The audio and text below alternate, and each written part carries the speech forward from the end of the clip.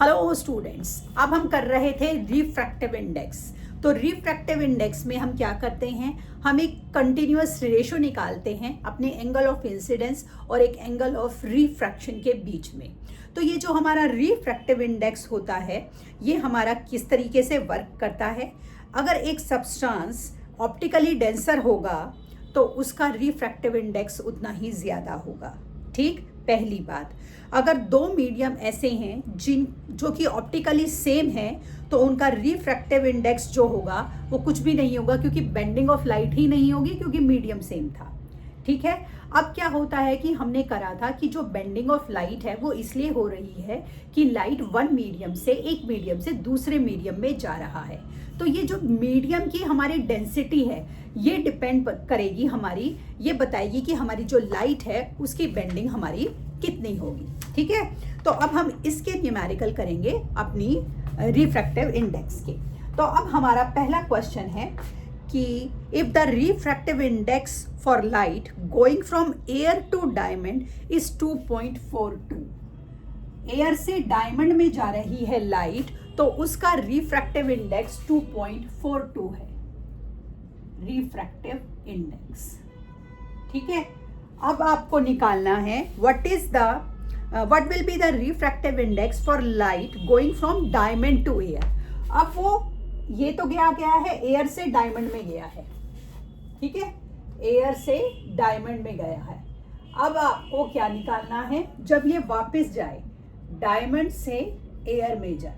एक तो आपको ध्यान रखना है कि जो आप रेशो निकालोगे sine I upon sine R, इसकी कोई भी यूनिट नहीं होगी।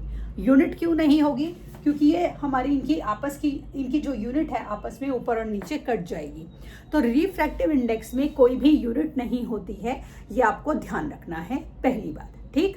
अब क्या था कि लाइट एयर से डायमंड में जा रही थी तो उसका हमारा जो रिफ्रैक्टिव इंडेक्स था वो 2.42 था। अब वो कह रहे हैं डायमंड से एयर में जाए तो क्या होगा, उल्टा कर दीजिए, 1/2.42। डेसिमल के बाद 2 डिजिट है, इसे सॉल्व कर लीजिए। इसे आप सॉल्व करेंगे तो आपका आ जाएगा 0.41। यूनिट नहीं लगेगी क्योंकि यूनिट नहीं होती है रिफ्रैक्टिव इंडेक्स की। ठीक। आइए अगला क्वेश्चन देखें हमारा क्या होगा।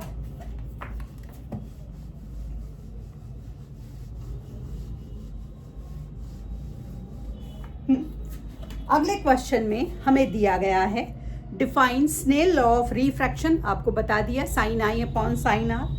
A ray of light is incident on a glass slab at an angle of incidence of 60 degree. If the angle of refraction be 32.7, calculate the refractive index of glass। तो हमें refractive index of glass निकालना है। यहाँ पर आपको values question में given है। Sign 60 की वैल्यू दी गई है 0.866 और साइन 32.7 की वैल्यू आपको दी गई है 0.40। अब आपको ध्यान रखना है एंगल ऑफ इंसिडेंस को ऊपर रखना है, sine I upon sine R. ये था आपका आई और ये था आपका एंगल ऑफ रिफ्रैक्शन।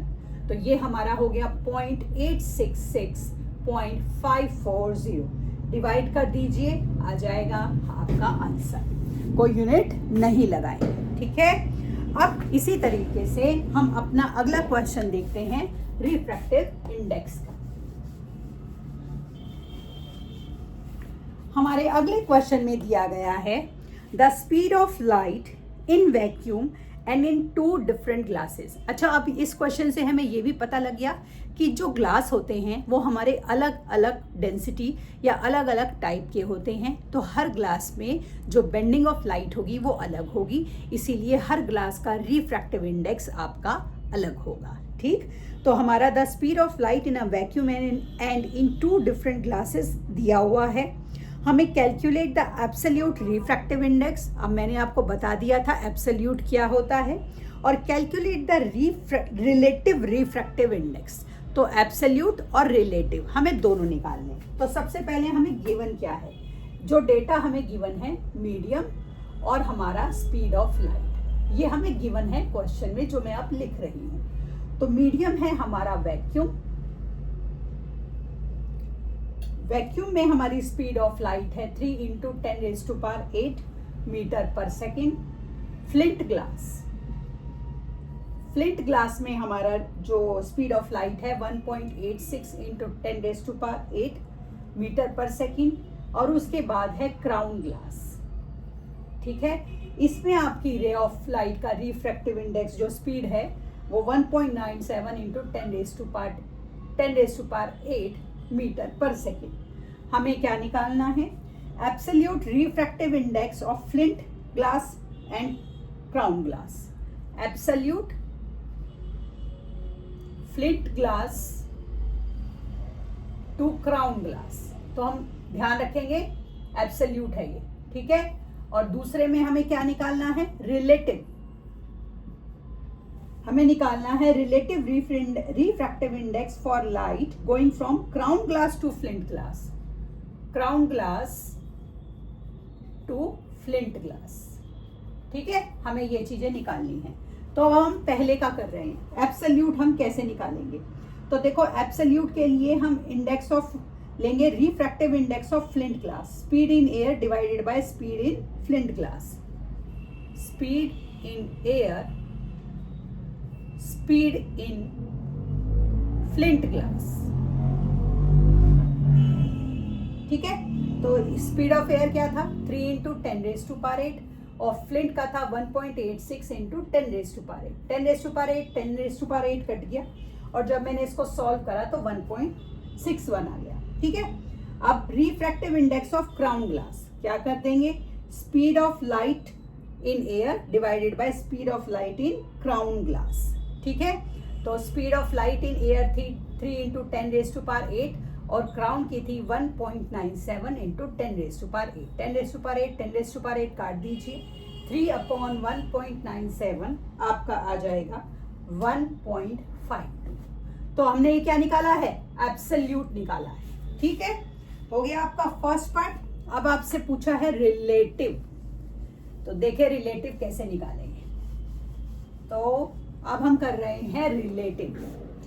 तो रिलेटिव के लिए हमारा क्या चलेगा?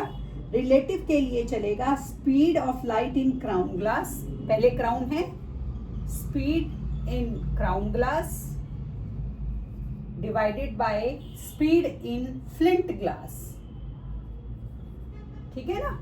तो अब आपकी क्राउन ग्लास में कितनी थी? 1.86 इंटू 10⁸, 1.97 इंटू 10⁸।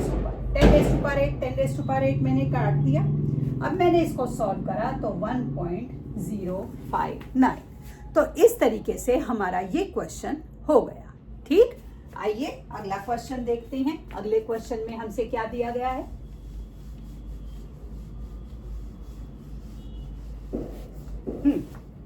अगले क्वेश्चन में आपको दिया गया है the speed of light in air is 3 into 10⁸ metre per second. In medium X, its speed is 2 into 10⁸ meter per second, and in medium Y, the speed of light is 2.5 into 10⁸ meter per second. Calculate कीजिए, हमारे अलग अलग question दिए गए हैं। देखो सबसे पहले ना मैं डेटा लिख लूँ। Speed in air, speed in air 3 into 10⁸, ठीक है। अब स्पीड इन मीडियम X कितनी है? 2 into 10⁸। Speed in medium Y है हमारी 2.5 इंटू 10⁸।